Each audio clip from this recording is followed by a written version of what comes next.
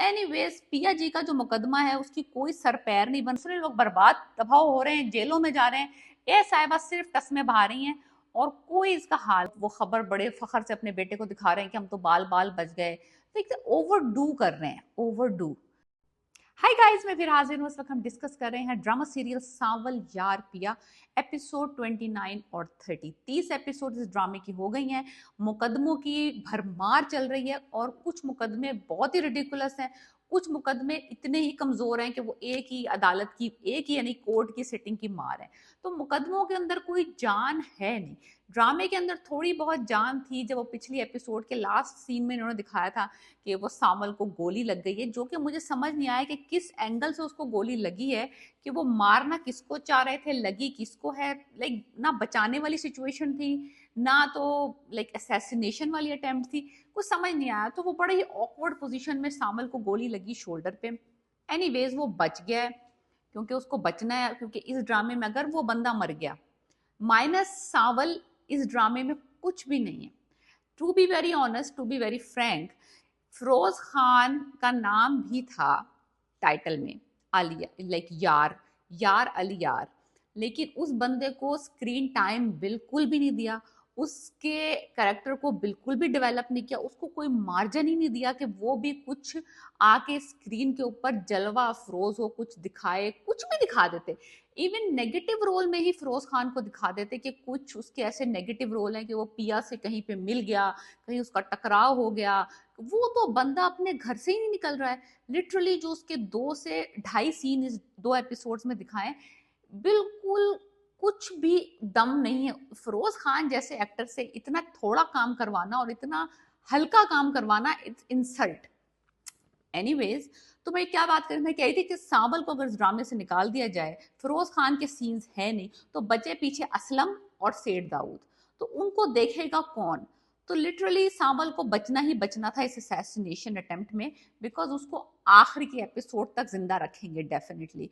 तो एनीवेज, पिया जी का जो मुकदमा है उसकी कोई सर पैर नहीं बन रही। मेरे साथ बहुत सारे लोगों ने इस बात को नोटिस किया है कि इस तरह की कोई मुकदमे की कोई बुनियाद ही नहीं है। लिटरली कि कोई 25 साल पहले कोई लड़का, एक आदमी तो अपनी बेटी दूसरे के सामने हार गया जुए में, और ये कोई इसका ना सबूत नहीं है। इस ये मैंने सुनाई तुमने सुनाई वाली कहानी है।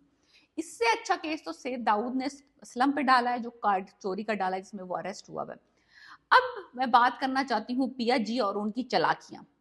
पिया जी ने ये समझ लिया है कि मैं अपना छोटा गोल सा मुंह बना के, नासा चौड़ी करके 4 टस्में बहाऊंगी और अपने 2 सुल्फे यहाँ 2 सुल्फे यहाँ डाल के किसी भी आदमी के सामने रोऊंगी, पिटूंगी, आंसू बहाऊंगी, इस मुल्क में इंसाफ नहीं है वाली सिचुएशन करूंगी, और वो बंदा इसके फ्री सर्विस देने के लिए राजी हो जाएगा। पहले इसने ये टस्में बहाए, राजी मलामत करी सावल के सामने कि तुम मेरे मुहाफिज बनोगे, मैं शहर में किसी पे एतबार नहीं कर सकती। उसने कहा हाँ, मैं फ्री सर्विस देने के लिए, प्रोवाइड करने के लिए तैयार हूँ, मैं आपका बॉडीगार्ड हूँ, मैं आपके साथ खड़ा रहूंगा आखिरी दम तक। चलो, मुझे सावल की समझ आती थी कि भाई वो उससे मोहब्बत करता है, प्यार करता है, what ever what ever what ever, तो उस बंदे का राजी होना बनता था। अब साहिबा को एक वकील की जरूरत पड़ी, और इनके पास टका तो कोई है नहीं वकील को, और कोई वकील इसका केस करने को राजी नहीं होगा। तो जो वकील साहब, जो ये नैयर एजाज प्ले कर रहे हैं रोल, वो साहब इनके घर आए, थोड़ा सा केस इन्होंने डिस्कस किया। मैं आपकी फीस दूंगी अगर आप मेरा ये केस क्या लड़ेंगे मेरे लिए, क्या आप मेरे साथ खड़े होंगे इस इंसाफ की जंग में। उसने कहा बेटी, मैं तुम्हारे साथ इंसाफ की जंग में खड़ा हूंगा, तुम मेरे बच्चे की उस्ताद हो, तुम मेरी बेटी हो, मैं तुम्हारा केस मुफ्त में लड़ूंगा बगैर पैसों के। तो ये बन गई वकील साहब की बेटी, और इन्होंने वहां पे भी अपनी फीस माफ करा ली। तो पिया जी जो है ना, ये पूरी इनकलाबी मुहिम जो चला रही हैं, फुल चंदे पे चला रही हैं। कोई पैसा इनकी जेब से खर्च नहीं हो रहा। दूसरे लोगों को गोलियां लग रही हैं, दूसरे लोगों की जानें जोखों में आई हुई हैं, दूसरे लोगों की दुश्मनियां चल रही हैं, दूसरे लोग बर्बाद तबाह हो रहे हैं, जेलों में जा रहे हैं, ये साहिबा सिर्फ टस्में बहा रही हैं और कोई इसका हाल नहीं है।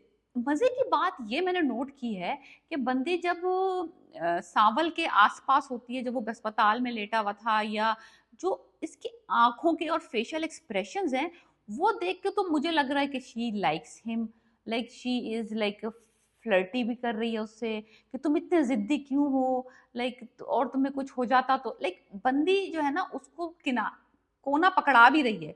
और जब वो बेचारा सीन में नहीं होता, या अपनी दोस्त के साथ होती है तो कहती है वो मेरा अच्छा दोस्त है। जब तुम्हें पता है कि उस बंदे की इंटेंशन क्या है, वो तुम्हारे लिए किस किस वजह से तुम्हारी मदद कर रहा है, तो तुम उसकी फीलिंग्स का फायदा उठा रही हो ना। तुम उसकी फीलिंग्स का फायदा उठा रही हो, तुम अपने मतलब के लिए उसको इस्तेमाल कर रही हो। सो पिया का करेक्टर भी मुझे को इतना ना पसंद नहीं आ रहा है। जहां तक बात है सांवल की, वो तो जलील है। वो तो बेचारा जलील ख्वार हुआ पड़ा है, मोहब्बत, इश्क, रोमांस, दिल जले दिल कटे, आखिरी सांसों तक के जुमले वो तो अपनी जिंदगी जैसे लिख के स्टैम्प पेपर पे दे चुके हैं इस कॉज को। जो कॉज है जिसका मुझे कुछ सर ना पैर समझ आ रहा है, इस कॉज की चक्कर में बाप भी जेल में चला गया, खुद भी जलील ख्वार हो रही है, गोलियां लग गई हैं। एनीवेज, सो ये सारा चक्कर चल रहा है। किसी की बेटी बन जाती है, किसी की बहन बन जाती है, किसी की इश्क मुआशके की वजह से एक सर्विसेज पिया को फ्री है। अब बात करते हैं हम आलियार की। आलियार साहब को थोड़ा शक हुआ कि भाई मेरा बाप भी हो सकता है कि झूठ बोल रहा हूँ मुझसे। उसको थोड़ी सी आई फीलिंग सी आई, अंदर का जमीर उसका थोड़ा जागा। उस साहब ने मास्टर प्लान क्या किया, या तो तुम इतने अमीर आदमी के बेटे हो, तुम्हारे पास इतनी सर्विसेज हैं, इतने लोग हैं। उसने क्या किया, अपने एक क्लास फेलो को कहा कि प्लीज जाके मेरे लिए इन्वेस्टिगेशन करो। क्यों भाई, वहां वो मुफ्त के लोग इकट्ठे कर रही है, या ये मुफ्त की सर्विसेज जो है, बीच में लोग बेचारे खुजगी ख्वार हो रहे हैं इन दोनों के चक्रों में। वो साहब जाके इन्वेस्टिगेशन करके आए हैं, और उन्होंने आके इन्वेस्टिगेशन बताई है इनको, बड़ी कोई टॉप सीक्रेट मिशन पे गए थे। वो आके बताया कि उसकी तो बाजार में रेपुटेशन बहुत अच्छी है, तो हो सकता है तुम्हारे फादर तुमसे झूठ बोल रहे हो। तो ऊपर से बाप साहब ने वो खबर छपवा दी अखबार में, और वो खबर बड़े फखर से अपने बेटे को दिखा रहे हैं कि हम तो बाल बाल बच गए। तो ओवर डू कर रहे हैं, ओवर डू दिस थिंग ना, कि ये बार बार एक ही बात को रिपीट करके ना, कहते हैं ना, आप अगर बहुत दफा एक बात को बार बार उसको जस्टिफाई करने की कोशिश करें तो सामने वाले को शक होने लग जाता है आपकी इंटेंशन पे। यही मिस्टेक कर रहा है सेठ दाऊद। क्या वो कुछ इतना ही ज्यादा कन्विंस करने की कोशिश कर रहा है अलियार को कि वो राइट है और असलम रॉन्ग है, कि अलियार को शक पड़ गया है कि वाकई कहीं ये तो नहीं कि पिया और उसके फादर जो है राइट साइड में और मेरा बाप झूठ बोल रहा है। तो ये जरा ओवर सेल कर दिया है असलम ने इस मुद्दे को, कि ये मुद्दा जो इसने कि अखबार में खबर छपा रही हो, दिखा भी रहे हैं, और बेटी के ऊपर भी इल्जाम लगा रहे हैं उसके करेक्टर के ऊपर। सो एनीवेज, तो जो मेरा फेवरेट सीन था, अगर मैं बता, मुझे जो अच्छा लगा वो ऑफ कोर्स सांवल वाला सीन था, बिकॉज दो scenes are the only scenes that has some kind of swag, some time of spark, a fire. लिखा गया है ड्रामा सांवल के करेक्टर के अराउंड। हर जो सीन है, हर जो सिनेरियो, हर जो चीज है, वो सांवल सांवल सांवल के आसपास ही घूम रही है। सस्सी और पिया जी का भी एक सीन आया है, बड़ा ही ऑकवर्ड सीन था, बहुत ऑकवर्ड सीन। मुझे बहुत अनकंफर्टेबल लगा जब सस्सी और पिया बातें कर रहे हैं, और वो आया कम मुझे मजा नहीं आया उस सीन में।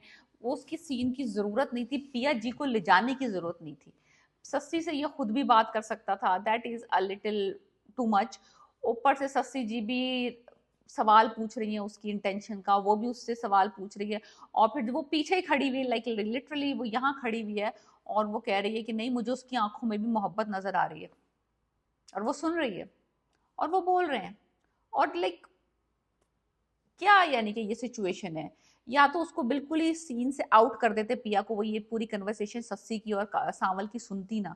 वो सुन भी रही है, वो समझ भी रही है सांवल की सारी जो उसके दिमाग में खिचड़ी पक रही है, लेकिन वो बंदी ऐसे है जैसे सुनी अनसुनी, इस कान से सुनी और इसी कान से निकाल के बाहर फेंक दी।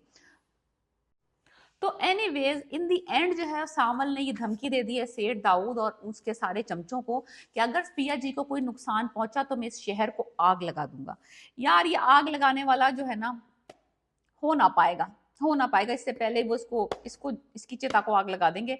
लेकिन एनीवेज, ये धमकी देनी होती है, हर ड्रामे में देनी होती है जिसमें थोड़ा सा गुंडा वाला, माफिया वाला काम चल रहा होता है। वो जब किसी लड़की पे आशिक हो जाते हैं तो मैं इसको आग लगा दूंगा, मैं शहर को आग लगा दूंगा, मैं दुनिया को आग लगाऊंगा। लगती आग कहीं भी नहीं है, मरते मराते यही है, दिल जले आशिक।